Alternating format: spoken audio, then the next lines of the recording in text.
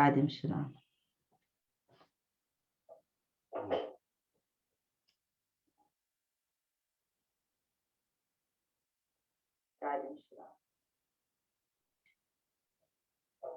طيب مرحبا، السلام عليكم، مرحبا بك مرة ثانية. الآن ألف مرحبا أستاذ. أهلا وسهلا فيك، إن شاء الله يسعفنا طيب مرحبا، السلام عليكم، مرحبا بك مرة ثانية. الآن ألف مرحبا أستاذ. أهلا وسهلا فيك، إن شاء الله يسعفنا طيب مرحبا، السلام عليكم، مرحبا بك. أوكي، سامعني؟ نعم أسمعك.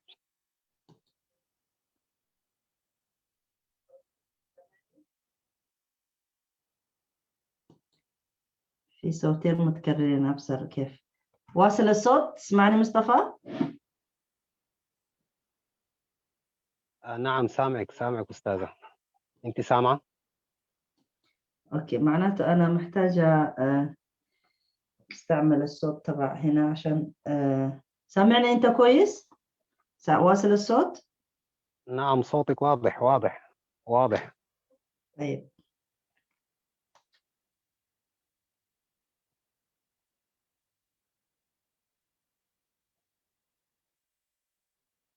لأنه متكرر الصوت لازم أسمع أنا من هنا. تمام.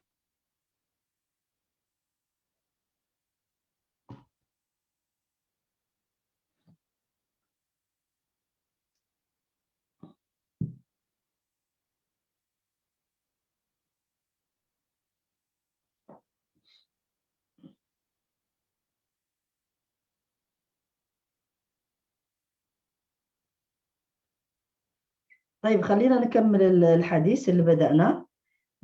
صار حديث متقطع لكن ما في أي مشكلة. أنت كنت تتكلم في الموضوع، فخلينا نكمل من حيث توقفنا، يعني من آخر ما توقفنا. آخر ما توقفنا فيه هو أنا قلت لك يعني مهما تكلمنا عن السودان ما هنقدر نوفيه حقه أو نعطيه حقه، يعني هو باعتباره حاضنة لنا وبلدنا الأول والثاني وكل شيء. وممكن بعد ذاك نخش نتكلم عن الأحداث داخل إقليم تجراي وفي إثيوبيا عموما، والتدخل للقوات الإريترية داخل الإقليم تجراي والأفعال اللي قامت بها ضد شعب تجراي.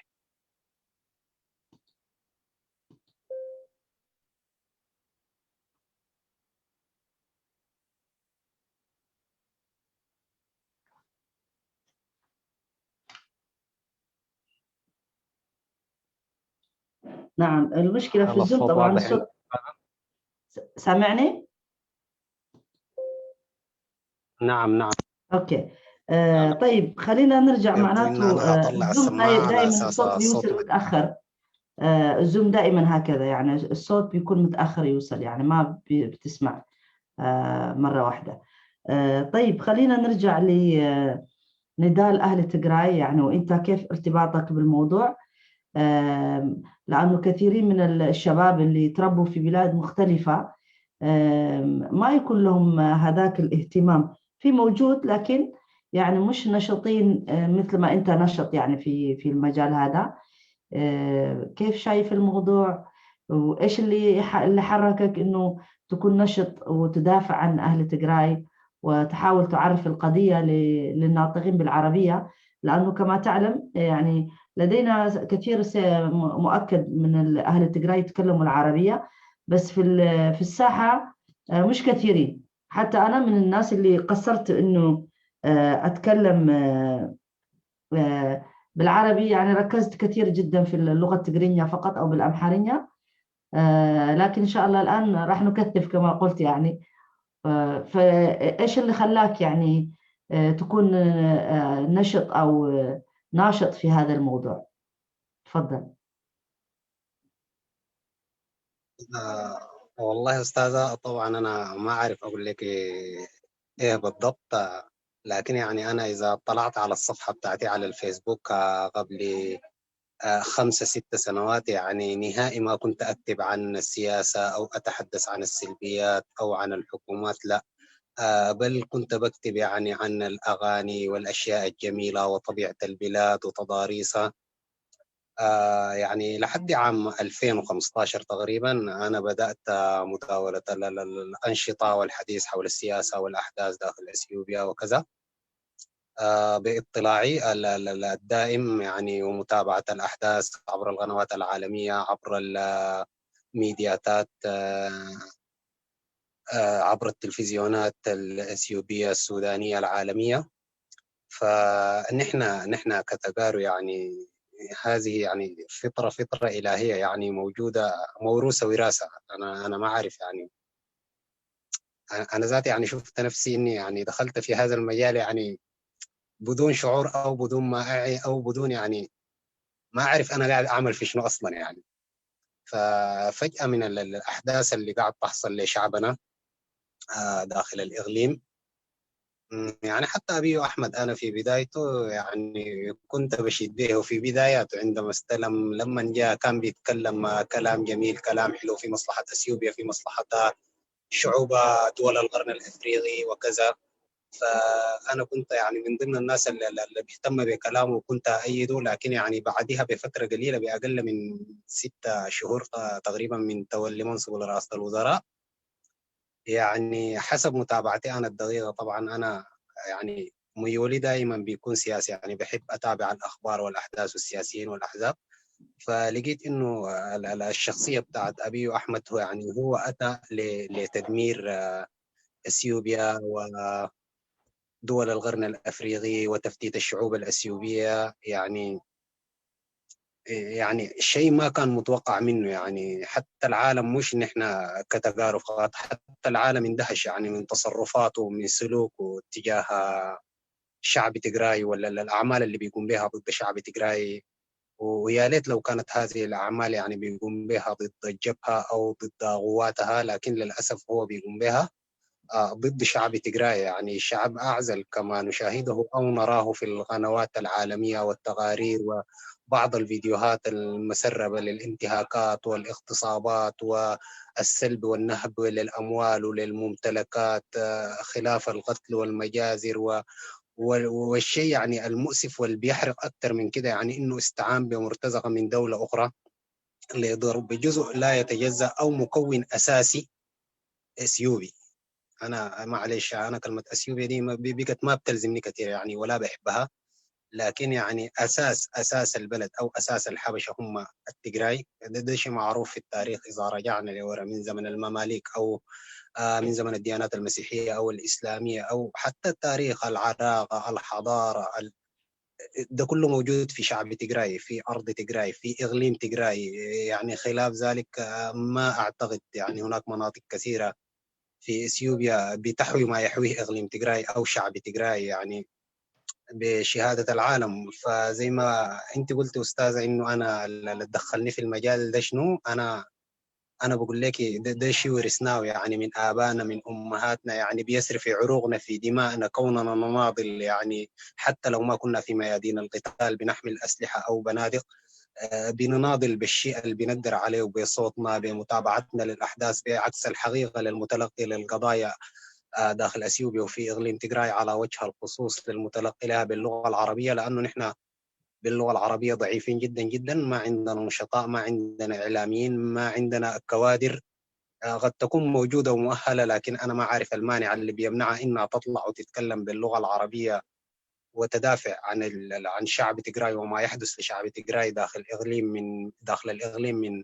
حكومة أبي أحمد ومعاونيها من المرتزقة والعصابات المتطرفة التي رأيناها ارتكبت مجازر في مناطق دانشا وفي ماي خضراء وحتى اللحظة يعني لا زالت.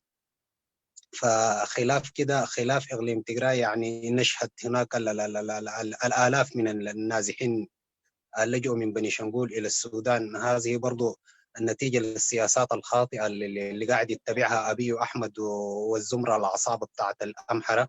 يعني عشرات الآلاف شردوا من بني شنغول يعني لداخل الأراضي السودانية، يعني حتى إنهم أحيانا بيسيئوا لهم، بيقول لهم دك أولاد بانديرا يعني أبناء العلمين. يعني لا لامين جاي او لا لامين لاثيوبيا او لامين للسودان، انتوا ابناء عالمين. بيقولوا لهم الكلام ده، واخواننا في بني شنغول عارفين الشيء ده الحاصل ده وبيعرفوا كويس. كذلك التحركات الأخيرة اللي شهدناها اللي قاعد تقوم بها قوات أمهرة أو الزمرة بتاعت أبي أحمد ضد شعب أوروميا أيضا، وأيضا شهدنا الإقليم الصومالي. يعني أنا لا أدري يعني الشخصية تبع أبي أحمد أصفها بشنو بالضبط كده، يعني شيطانية، ديكتاتور، طاغية. يعني خلاف اللي بيحصل في أثيوبيا هو حاليا دخل أريتريا في مأزق. يعني أنا ما بقول ما بحمل الشعب الإريتري الانتهاكات اللي تمت من جانب جيش أسياس أفورق ضد شعب تيغراي، لكن أكيد هتتحمل عواقبها أريتريا وشعب إريتريا، لأنه اللي قاعد يحصل في تيغراي وحصل من القوات الإريترية يعني ما شيء هين. يعني لو وصفناه ما هنقدر نوصفه أصلا، لأنه بجد هيتعبنا من دواخلنا، واحتمال نبكي لذلك. ونحن بنشوف وبنشاهد يعني، وفي حاجات أسوأ من كده لسه ما ظهرت واحتمال تظهر على حسب متابعتنا مع إخواننا في داخل أثيوبيا الموجودين. يعني هم بيفيدونا، كانوا داخل إقليم تيغراي أثناء الأحداث من بدايتها لحد آخر خروجهم بعد 3 أو 4 شهور. يعني هناك حكاوي وقصص مروعة جدا جدا، وهتظهر إن شاء الله طال الزمن أو قصر. هتظهر وكل جاني هيتحاسب على أي جريمة ارتكبها ضد شعب تيغراي، وهيسددوا الدين بتاعه. وشعب تيغراي ما هيسكت على الشيء ده، كلها مسألة بتاعت وقت إن شاء الله. وهيعود شعب تيغراي كما عهدناه يعني قوي، متين، ما بيهزم، دوما ينتصر مهما كانت الصعاب أو مهما تكابد عليه الأعداء. فالنصر هو الحليف في الآخر. وده وضح جليا في ظهور الفيديوهات لقوات إقليم تيغراي عبر العديد من الميدياتات، وتواجدهم في مناطق القتال وميادينه، وكذلك انضمام الآلاف من شباب تيغراي للقتال لقوات الجبهة للقتال والدفاع عن أرضهم وشعبهم. وكذلك ظهور القادة مثل المتحدث الرسمي جيتاتشو ردا، وظهور دكتور دبرسيوم متوسط قواته في ميادين القتال. يعني دي براها بشريات نصر لنا نحن كتجارب، بنعتبرها نصر مش بشريات نصر، هي نصر فعلي. يعني كونك انت في اوقات زي دي ومحاصر من جميع الاتجاهات، يعني فارضين عليك حظر جوي وحظر بري، ومغلقين عليك جميع المنافذ اللي بتدخل لك المؤن او الامدادات، وانت لازلت صامت لمده 6 اشهر وبتضرب بالطيران وبجيوش مرتزقه وبعصابات وبكل القوات الاثيوبيه. الجيش الاثيوبي عامه لاقليم يعني تعداد سكانه لا يتخطى 6% من سكان اثيوبيا، ولا زال صامدا يعني، وفعلا هو ينتصر في اراضي المعركه. نعم نعم، يعني أنت تقريبا شرحت كل الحالة.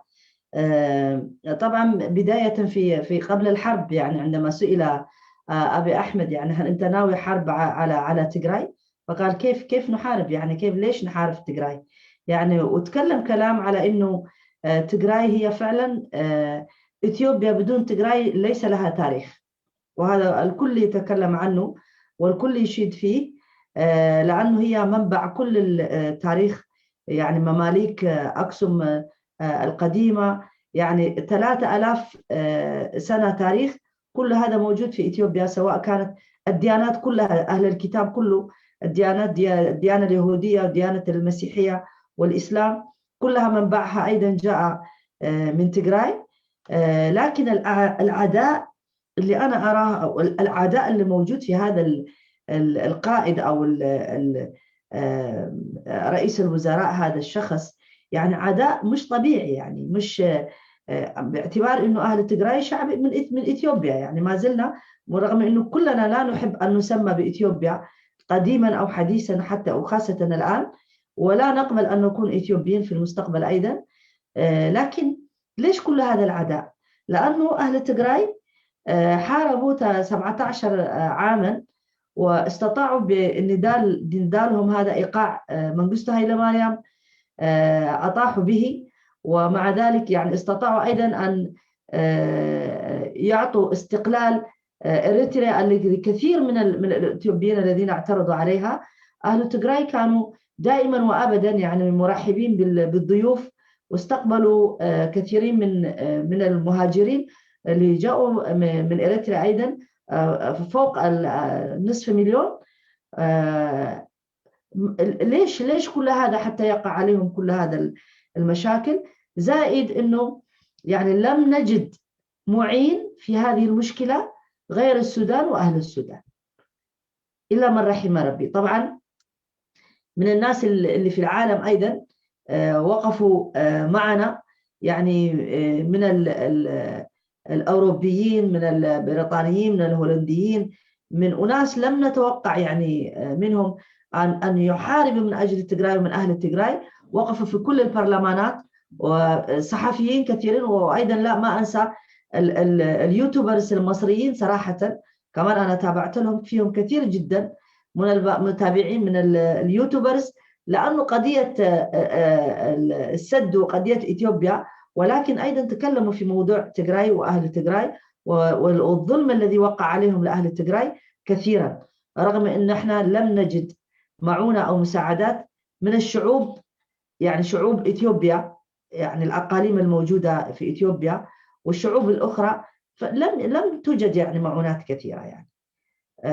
فإيش رأيك في هذا الكلام؟ يعني أنا لم أخرج عن الواقع يعني، وأنت كما قلت إحنا لا نحمل الشعوب، لكن أيضا الشعوب أيضا لها مسؤولية. دائما الشعوب تتكون من الأفراد. أنا وأنت ليش نحن نتكلم عن أهل السودان؟ لأنه هم أهل السودان يعني أفراد أهل السودان، الشعب فيها يتعاون، الشعب فيها يعني يشعر بمعاناة أخيه. فكيف ما دام نحن نذكر أهل السودان بأنهم تعاونوا معنا وكانوا خيرين معنا، فهناك في شعوب أيضا لم تكن خيرة، لم يكن فيها الخير. فما نستطيع أيضا نقول يعني خوفا من أن تجرح الشعوب أن لا نقول الحق، لأنه الحق يجب أن يقال، والشعوب أيضا يجب أن تتحمل مسؤوليتها. فما نستطيع نقول، ما نعمم كل الشعوب، ما نقدر نقول في بلد كل الشعب، لكن جزء كبير منه لما ما يقول الحق. الآن بدأت المظاهرات في إثيوبيا لأنه أهل أمحارة وقع عليهم الضرر. طيب هل دم أمحارة أحسن من دم تيغراي؟ هل دم أوروما ما يسوى مثل دم أمحارة؟ ليش هذا التناقض؟ وليش التعامل بالعنصرية؟ ما دام احنا كلنا إثيوبيين، اعتبرونا إثيوبيين، ليش ما نتعامل بنفس الميزان وبنفس الحق اللي المفروض لكل الشعوب؟ يعني الآن اليوم في داسيا طلعوا متظاهرين ينددون بنزول أبي أحمد من السلطة. طيب 6 أشهر أهل تيغراي يعانون من القتل والتجويع ومن الاعتداءات وقطع الأيدي والأرجل، يعني اعتداء على الأطفال وعلى النساء. يعني ما في شيء ما وقع في تيغراي، يعني كما تكرمت وتكلمت فيه، إنه لسه ما طلع كل شيء، حتى لأنه نحن شعوب أيضا أصدقاء وقرائب نعرفهم، كنا اعتبرناهم إخواننا. ما يعني إلى قريب من الوقت كانوا يقولون أنتم كذابين، يعني الكلام هذا ما حسن، مش صحيح، إيش دليلكم؟ فبالتالي يعني العالم الآن يعني الانتهاكات الإنسانية اللي وقعت ما وقع على أحد، وقع على الأشخاص وعلى البلد. يعني أطاحوا بكل المصانع، حرقوا كل شيء تقريبا. وشفت الآن آخر الآن اليوم لما نزل إنه سرقوا حتى الحمير. وأنا لما نزلته في الفيسبوك في بعض الناس يعني كتبوا بالعربي يقولوا لي أنت يعني شر البلية ما يضحك عن جد. يعني قالوا لي أنت بدل ما تدعي في رمضان على أعمال خيرة، أنت تتكلمي يعني تنشرين الكره. أي كره؟ يعني هذا مظالم، والإسلام يعني أجاز لنا أن نتكلم في المظالم، لأنه الظلم وقع علينا، فيجب أن نتكلم حتى يعلم العالم. ونحتاج إلى مساعدة من أهل القانون، من الأمم المتحدة، من الناس اللي المفروض يدخلوا يساعدوا الناس، لأنه أهل تيغراي سكر عليهم كل الأبواب، وماتوا كثيرين بالجوع وما زالوا، وليس لا يوجد هناك أدوية. يعني ممكن نتكلم من اليوم إلى الغد وما ينتهي المشاكل الواقعة عليهم، ولا يجوز المساعدة لهم، ما نقدر نوصل لهم المساعدات. سكروا عليهم البنوك. أهل تجراي لم يكونوا فقراء في هذا الوقت، عندهم أموال، عندهم أشياء كثيرة، لكن سكروا عليهم. يطفوا الكهرباء، يطفوا النت حتى يعني ينزل عليهم، وضربوهم بالدرون.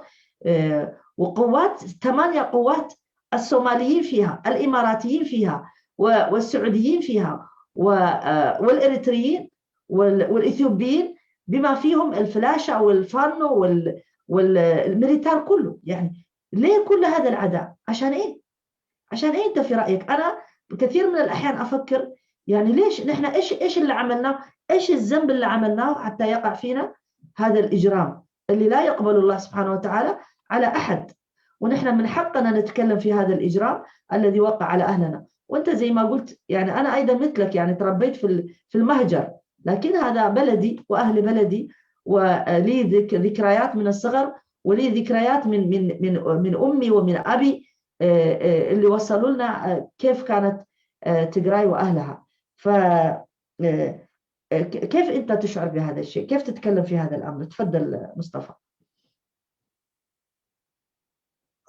أولا أستاذة، الشعوب الآسيوية تتحمل جزء كبير جدا جدا من الشيء اللي قاعد يحصل في تجراي، بالصمت اللي شفناه في الشعوب وبالفرحة اللي كانت في وجوههم لما طلعوا بيرقصوا فرحانين بدخول قوات أبي أحمد واحتلالها لإقليم تجراي وللمدن. يعني وتجاهلوا تماما انه يعني القوات دي لما دخلت اقليم تجراي لم تجد اي مقاومه من قوات الاقليم، بل وجدت الطرق خاليه من اي مقاومه. كل قوات اقليم تجراي وقادتها اتمركزت خارج المدن في المناطق الخولويه لتحافظ على بنيتها التحتيه وشعبها. فللاسف القوات هذه لما دخلت يعني عابست بشعب تجراي، بنساء تجراي، بممتلكات تجراي، بأرواح تجراي. يعني حتى الأطفال لم يسلموا من ذلك، يعني قطعت أيديهم، شاهدناهم في العديد من الفيديوهات والصور. يعني طفل في عمر 2 أو 4 سنوات أو 12 سنة يعني تبتر رجله أو تبتر إيده أو يتم ذبحه يعني. وأنا أؤكد لك الشعوب تتحمل جزء كبير من هذا. وها هي دورة الأيام دارت، يعني هم صمتوا للشيء اللي قاعد يحصل ضد شعب تجراي. الآن ماذا يحصل في بني شنغول، وماذا يحصل في أوروميا، وماذا يحدث في صوماليا، وماذا يحدث في إقليم أمهرة نفسه؟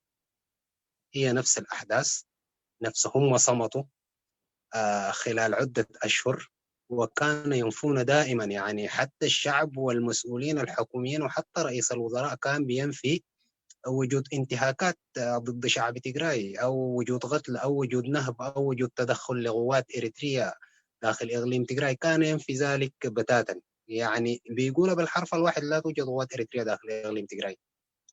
نحن لم نقتل، نحن لم ننهب، نحن لم نهجر ولا طفل ولا امرأة واحدة. كل شعب تجراي موجود. لكن يعني عمر الحقيقة ما هتتخبى. الشيء ده ظهر في معسكرات اللجوء في السودان، أكثر من 70,000 لاجئ. يعني أنا استغربت لما هو قال يعني ما في ولا طفل أو امرأة لجأت أو نزحت إلى السودان.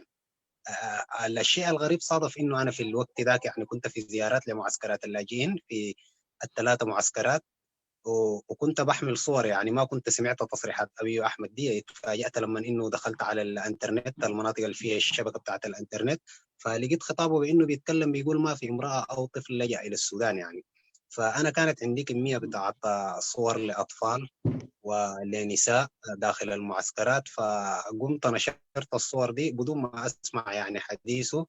فاستغربت بانه يعني جميع المتابعين لصفحتي انهم بينشروا في الصور دي بيقولوا ابي احمد يا قال ما في اطفال ولا في نساء. فاتصدمت انه هو يعني صرح تصريحات زي دي وقال كلام زي ده، وفي نفس الوقت هو كذب. يعني اي كلمه كان بيقولها ابي احمد او قاعد يقولها لحد تاريخ اللحظه هي كذب. يعني ما في قوات اريتريه موجوده، ما في قتل موجود، ما في اغتصاب موجود. يعني كله قال لا يوجد لا يوجد، وفي الاخر رجع واغر بانه مشي ده موجود وحاصل داخل اقليم تجراي. وهو بيقول هنحاسب، يعني هنحاسب مرتكبي الجرائم. هيحاسب منه مثلا؟ يحاسب نفسه اولا، يحاسب المرتزقه اللي ادخلهم، يحاسب العصابات اللي ادخلها، يحاسب الدول اللي كانت متعاونة معه لضرب الشعب تجراي. والهدف الأساسي يعني من الحملة اللي شناها أبي أحمد ومعاونيه ضد إقليم تجراي هي ليست ضد الجبهة أو قواتها أو قادتها، لا، هذه عملية تطهير عرقي وتهجير لشعب تجراي، يعني لمسحه من الأرض تماما، من تجراي. يعني ما عايزين ولا شخص يكون داخل إقليم تجراي كتجراوي موجود داخل إقليم تجراي. والشيء ده أنا سمعته يعني من أفواه اللاجئين داخل المعسكرات في السودان. يعني أنا تحدثت مع العشرات منهم، يعني بيقول لي نحن كانوا بيقولوا لنا يا تقعدوا معانا انتوا أمحاروا ولا تمشوا السودان أو بنقتلكم. يعني قصص ومعاناة، يعني ناس كانوا بتجري بأرجلها لأيام، يعني بتعاني وشافت قدام ذبح وقتل واغتصاب. يعني يعني أنا بجد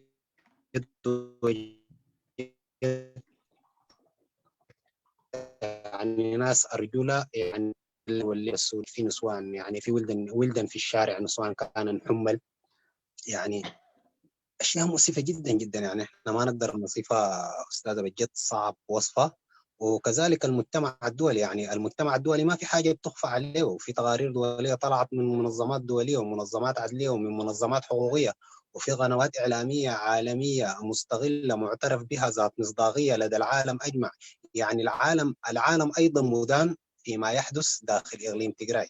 يعني ما ممكن أنت بتعرف وشايف وعندك تقارير وعندك لجان بتاع تقصي حقائق، يعني أحصت لك الانتهاكات والجرائم اللي تم ارتكابها ووثقتها عبر الفيديو، عبر الصوت، عبر التقارير، عبر التحريات، والعالم أيضا صامت لم يحرك ساكن. خلاف الإدانات والتصريحات نطالب بسحب القوات الإريترية فورا وعصابات الأمهرة وترك الجيش.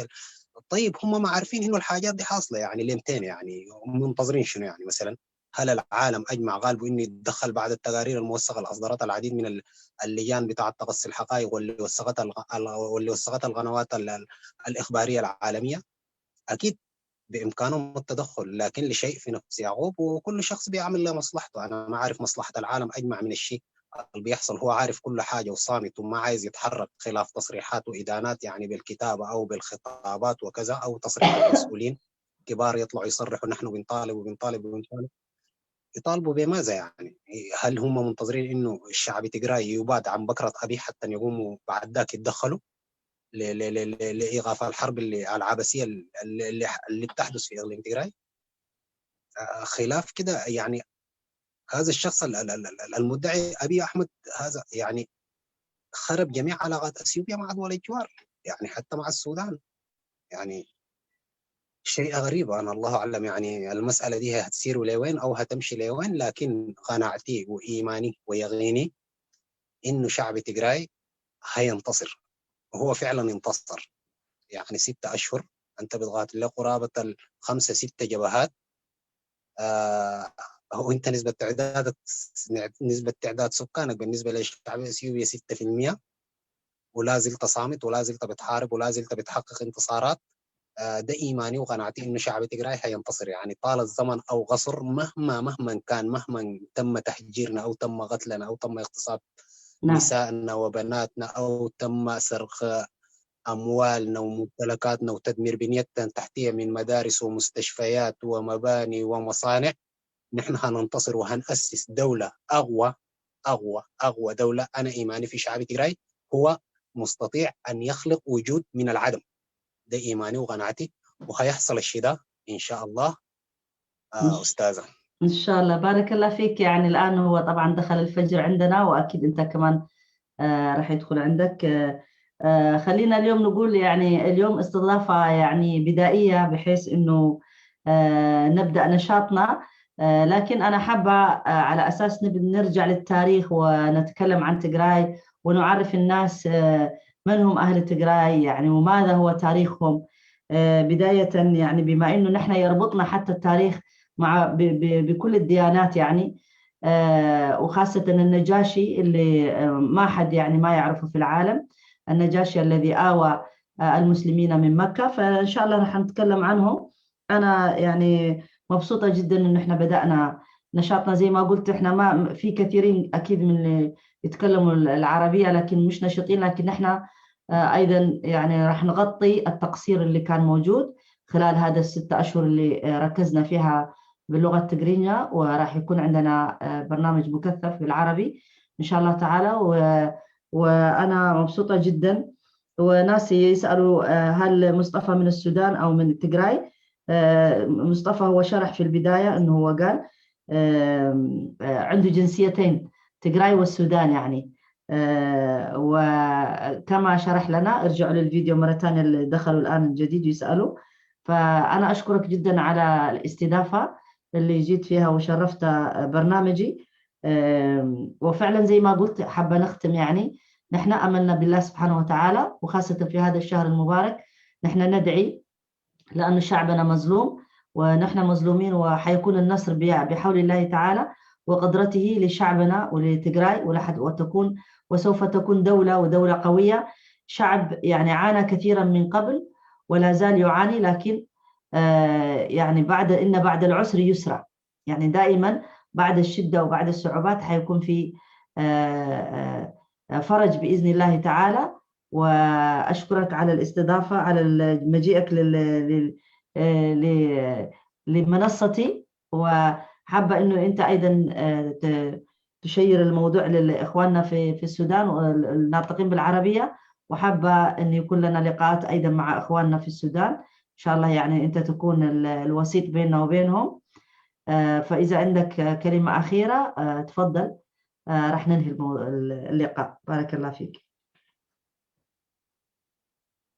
إن شاء الله أستاذة، بشكرك كثير لاستضافتك، وبشكر جميع المتابعين، وأكرر لكم أنا تجراوي خابورة خلت ولا خاب مغالي زيادة خلت بيت سبعي مالت بزي وغن خابورة بتخال أي وغن لي خاب مغالي أيكم برتعدك عدنا جدانو أبنها اللهم تهلو أنا تجراوي دقيم خبلكم أنا تجراوي وحنواصل إن شاء الله في الحلقات القادمة أستاذة بأنه نكسب جهودنا باللغة العربية لتقديم أخبار وأنباء للمتلقي عن التاريخ القديم والجديد لتجراي حول الديانات الفية. إن شاء الله ننسق للموضوع ده وهتكون عندنا حلقات. وشكرا لك كثير أستاذ.